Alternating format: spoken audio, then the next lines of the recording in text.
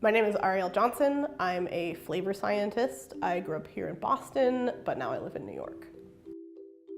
So my superpower has two parts. It is driven by my almost inconvenient thirst for new knowledge from a vast and promiscuous set of sources. And the second part of my superpower is making connections between all of those bits of knowledge to come up with new ideas that no one's come up with yet.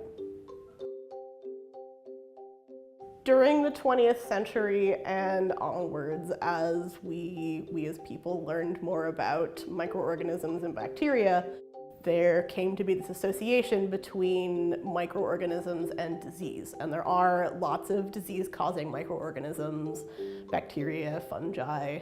So there's definitely a relationship between some microorganisms and adverse effects on human health. So fermentation is the transformation of food ingredients by microorganisms. So if your primary frame of thinking, and this is for a lot of people, is that microorganisms equals disease, then it's easy to become afraid of microorganisms in your food.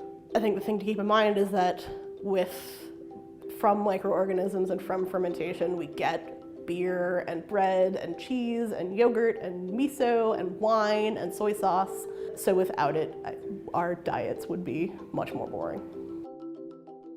Before humans knew what nutrients or antioxidants or anti-inflammatory compounds were, we knew to try to eat things that were tasty.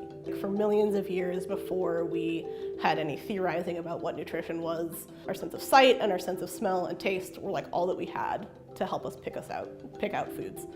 A lot of that has been, lost or dampened in the last century or so with like the rise of industrial food and homogenization. But I think that engaging with those senses and valuing them is not just for luxurious experiences, but is a way to pay attention to what we're eating, where it's coming from, and what it's doing to us and the environment with every single meal.